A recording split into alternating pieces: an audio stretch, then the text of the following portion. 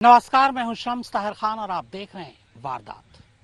अब तक मौत जिंदगी को डराती रही, लेकिन पहली बार है जब मौत खुद डरी हुई है कि अगर अभी वो मर गई तो क्या होगा।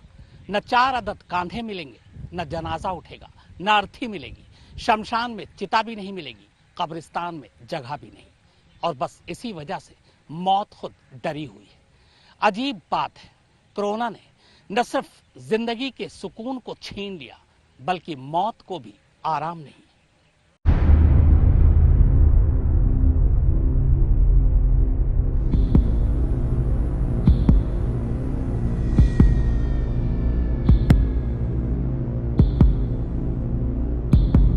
डॉक्टर चिल्लाते रह गए, कोई डॉक्टर नहीं आया, कोई डॉक्टर नहीं आया।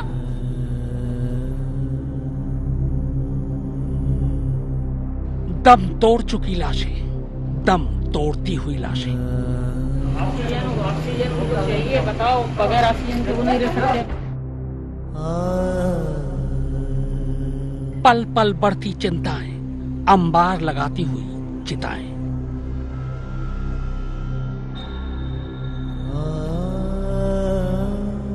जिस्म से उखड़ती हुई सांसें, बुझती दियों सी खत्म होती उम्मीदें। हमारी माँ जी तो चली गई, दूसरों की जान बचा लो जो इधर रहेंगे। हमारी माँ जी के सामने जो 5 थे वो भी चले गए। अजीब दौर है, न जिंदगी को सुकून है, न मौत को आराम। जिंदगी से लेकर मौत सब कतार में।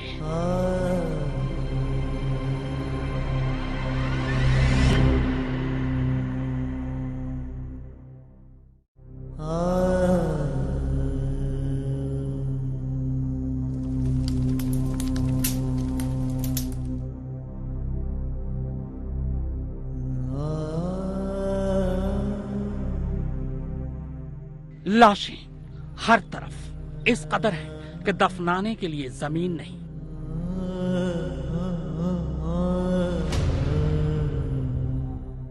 चिता जलाने के लिए लकड़ियां नहीं।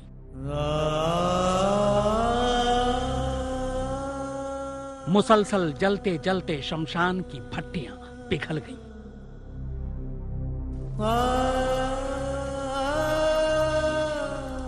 अस्पताल से शमशान के चक्कर काटते काटते एम्बुलेंस के टायर घिसे जा रहे।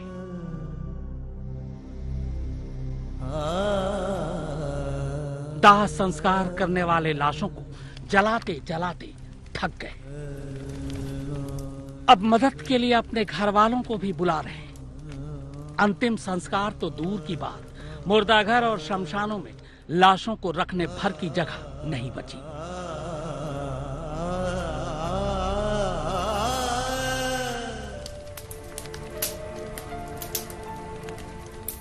घाटों और कब्रिस्तानों में लाइनें लगी हैं, टोकन बट रहे हैं। जुगाड़ से नंबर आ भी जाए तो लाशें जलाने के लिए लकड़ियों की छीना झपटी मची है। कुल मिलाकर जो मर गए उन्हें रिश्तेदारों के कांधे तो दूर की बात, 2 गज जमीन भी मयस्सर नहीं।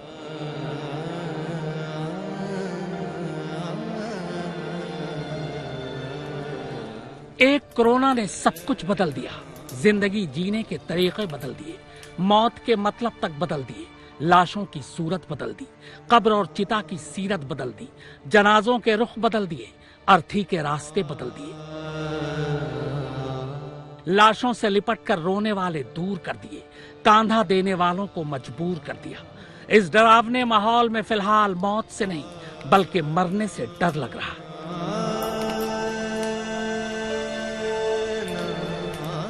डर लग रहा है कि कोरोना के इस साए में अगर कहीं मौत आ गई तो 4 अदद कांधे तो छोड़िए, शमशान की लकड़ी या कब्र की मिट्टी भी मिलेगी कि नहीं।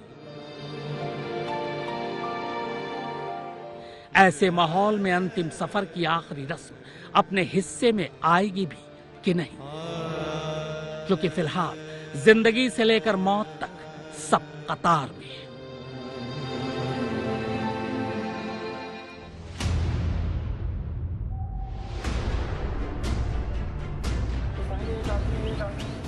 ये तस्वीरें गुजरात के सूरत के शमशान घाट की हैं। बारडोली में यहाँ मोक्ष धाम नाम का एक शमशान है।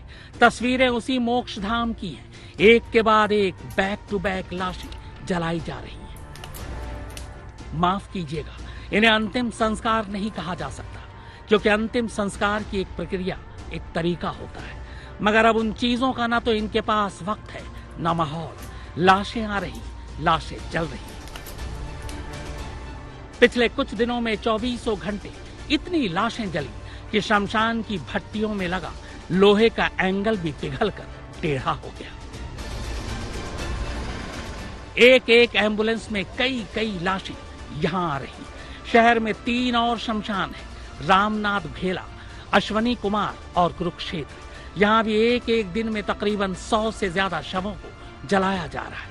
ये भी इंतजाम कम पड़े तो खुले मैदानों में अंतिम संस्कार की व्यवस्था की गई है, जहां रात दिन लाशें जलाई जा रही।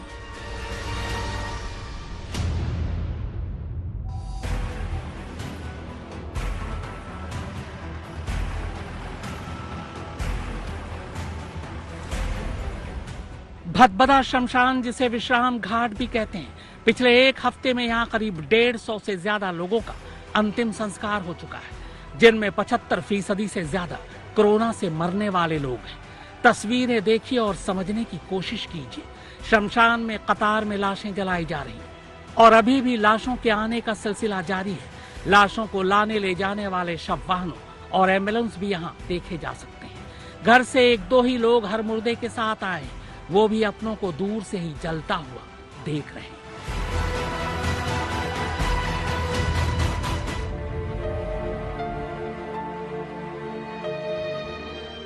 सरकारी अस्पताल की ये तस्वीरें दिल कड़ा कीजिए तो आगे की तस्वीर दिखाएं, क्योंकि ये तस्वीरें विचलित भी करेंगी, हैरान भी करेंगी और बेबस भी।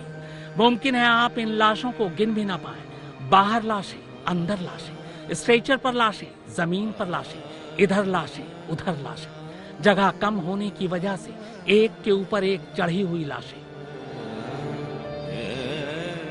रास्ता रोके हुए लाश, कोने में पड़ी लाश, लाश लाश लाश। क्या ये लाश कभी हमारे समाज का हिस्सा थी, हम में से थी, और आज कितनी बेबस पड़ी है ये लाशें।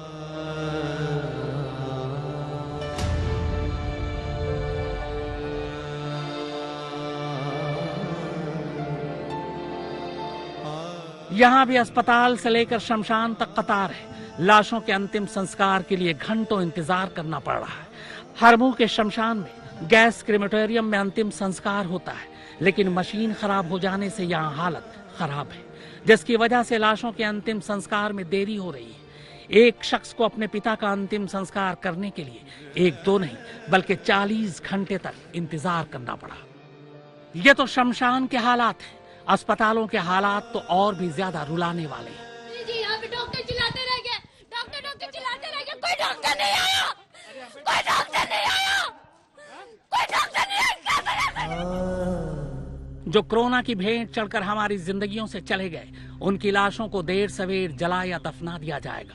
मगर जो जिंदा हैं और अस्पताल में इलाज की उम्मीद बांधे, उन्हें भी लाश ही समझिए, चलती फिरती हुई लाश, क्योंकि ऑक्सीजन लेवल की वजह से कभी भी ये जिंदगी को अलविदा कह सकते हैं। क्योंकि इंसान उखड़ती सांसों के साथ किसी तरह अस्पताल पहुंच भी रहा है तो बेड नहीं, जमीन में लेटने को राजी है तो ऑक्सीजन देने के लिए सिलेंडर नहीं, सिलेंडर भी मिल जाए तो उन्हें अटेंड करने के लिए स्टाफ नहीं, स्टाफ भी हो तो इतने मरीजों की देखभाल का इंतजाम नहीं। कुल मिलाकर कोरोना के इस कहर में किसी पल चैन नहीं, न जीकर न मरकर। सरकारी दस्तावेजों, अखबारों और टीवी पर कोरोना के आंकड़े यकीनन बताए और दिखाए जा रहे हैं, मगर वो आंकड़े हकीकत में शमशान और कब्रिस्तान में आने वाली लाशों से मेल नहीं खा रहे। डराना हमारा मकसद नहीं, मगर अब तक तस्वीरें देखकर आप समझ ही गए होंगे कि इस बार हालात बेकाबू हैं। कोरोना की चपेट में आने वालों और उससे मरने वालों के बारे में सरकार बोल कुछ रही है, मगर हमें दिख कुछ और ही रहा है। जो डर, जो एहतियात, जो इंतजाम सरकार ने कोरोना के पहले फेज में किए, अब उसी डर, एहतियात, इंतजाम की धज्जियां भी खुद सरकार ही उड़ा रही है। जो सूरत हाल पूरे देश में उभर कर आई है, न चाहते हुए भी ये कहना पड़ेगा कि वो सचमुच डराने वाली है। कोरोना पॉजिटिव लोगों के रोजाना के आंकड़े अब 1.5 लाख के नंबर को भी पार कर चुके हैं। पूरे तो नहीं, मगर करीब करीब 1000 लोगों की मौत रोजाना हो रही है। मगर फिर भी सरकारें इस कदर फिक्रमंद नहीं जिस तरह उन्हें होना चाहिए।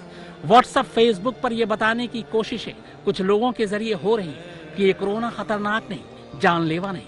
अगर ये खतरनाक या जानलेवा नहीं तो और क्या है? जो तस्वीरें आप देख रहे हैं ये कहीं और की नहीं, ये आपके शहर, आपके पड़ोस की ही तस्वीरें हैं। तो क्या सरकारी आंकड़ों को छुपाने की कोशिश हो रही है?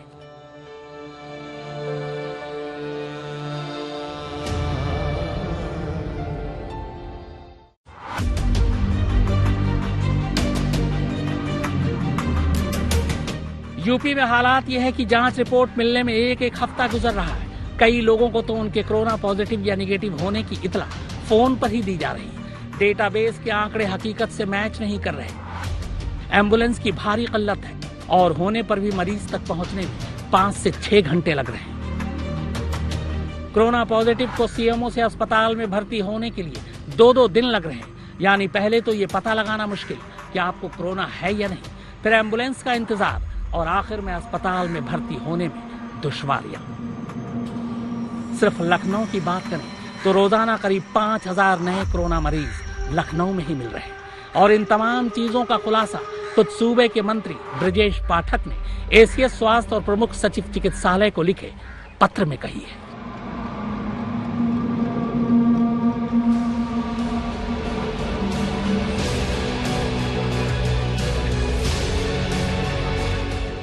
मध्य प्रदेश में भी कमोबेश यही हालात है। भदभदा शमशान में पिछले 4 दिनों में ही करीब 133 लोगों का अंतिम संस्कार हो चुका है। लेकिन कोविड से मौत का सरकारी आंकड़ा कहता है कि पूरे मध्य प्रदेश में 24 लोगों की ही मौत हुई है। हालांकि शमशान का आंकड़ा ये कहता है कि कोरोना प्रोटोकॉल के तहत जिन लोगों का अंतिम संस्कार किया गया उनमें गुरुवार को 31, शुक्रवार को 29, शनिवार को 34 और रविवार को 39 लोगों को कोरोना प्रोटोकॉल के तहत जलाया गया।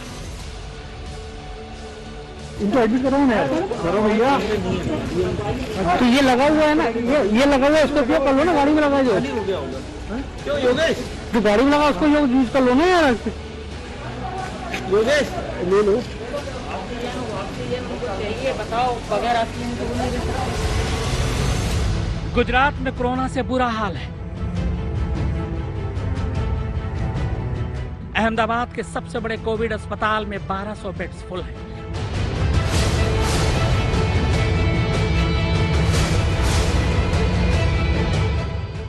बाहर एम्बुलेंस में मरीज इंतजार कर रहे हैं। इनमें मरीज लेटे हुए हैं और अंदर बेड्स खाली होने का इंतजार कर रहे हैं।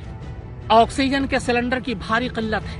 एक अंदाजे के मुताबिक गुजरात में रोजाना औसतन 6000 कोरोना के नए केस दर्ज किए जा रहे हैं, जबकि कई दर्जन मौतों की खबर भी रोज आ रही है। सबसे ज्यादा अहमदाबाद, सूरत और राजकोट जैसे शहरों में कोरोना का कहर है। हाई कोर्ट ने सरकार से पूछा कि राज्य में इतने इंजेक्शन आते हैं तो वो जाते कहां हैं। हाई कोर्ट ने गुजरात सरकार को फटकार लगाते हुए कहा कि जिस तरह सरकार काम कर रही है उससे लोगों को लग रहा है कि वो सिर्फ भगवान भरोसे ही है।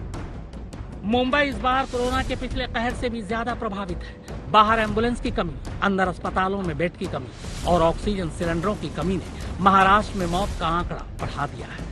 महाराष्ट्र सरकार ने अपने पिछले तजुर्बे से सीखा तो बहुत, लेकिन जिस तादाद में वहां कोरोना के मरीजों की बाढ़ आई उसमें ये इंतजाम नाकाफी नजर आ रहे। आज तक ब्यूरो।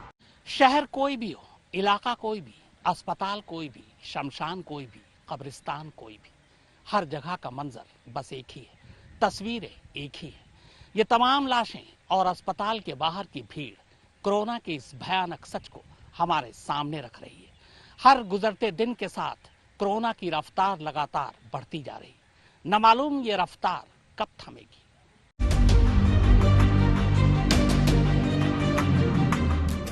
अब आते हैं उत्तराखंड पर। हरिद्वार की इन तस्वीरों को देखिए, जहां सरकार की तरफ से दूसरा शाही स्नान बहुत बड़े पैमाने पर आयोजित किया गया, जहां लाखों की तादाद में श्रद्धालुओं ने स्नान किया। जाहिर है सोशल डिस्टेंसिंग या मास्क की बात करना भी यहाँ बेमानी है। न तो श्रद्धालुओं की थर्मल स्क्रीनिंग कराई गई। प्रशासन से जब सवाल किया गया तो उनका कहना था कि अगर सबकी थर्मल स्क्रीनिंग की जाती या उन्हें सोशल डिस्टेंसिंग और मास्क पहनने के लिए कहा जाता तो स्टैम्पेड हो जाता, यानी भगदड़ मच जाती। अंदाजा लगाइए सरकार ने कितने बड़े पैमाने पर इस खतरे को खुद न्योता दिया। लेकिन राज्य के मुख्यमंत्री तीरथ सिंह रावत से जब पूछा गया कि इस धार्मिक आयोजन और दिल्ली में हुई जमात में क्या फर्क है, तो सुनिए उनकी दलील। यहाँ ओपन है और गंगा के पास है, माँ गंगा का अमृत धारा का पूरी तरह बहाव, आशीर्वाद ये सब लेके जाएंगे, तो उससे तुलना नहीं करनी चाहिए, ये बल्कि होना ही नहीं चाहिए उससे तुलना कर, तो विषय उठते हैं ना। जी हाँ, बकौल तीरथ सिंह रावत के गंगा में नहाने से कोरोना नहीं होता है। जाहिर है यह आस्था का मसला है और आस्था में विज्ञान की गुंजाइश नहीं। लेकिन क्या एक राज्य का मुख्यमंत्री क्या इस तरह की अवैज्ञानिक बात कर सकता है, और वो भी तब जब पूरे देश में हर तरफ कोरोना से मारे गए लोगों की लाशों की ये तस्वीरें सामने आ रही है। समझ में नहीं आता कि आखिर क्यों सरकारें अपने ही लोगों के साथ ही खिलवाड़ कर रही है। आज तक ब्यूरो। तो वारदात की इस खास पेशकश में फिलहाल इतना ही, मगर आज तक पर खबरों का सिलसिला लगातार जारी है।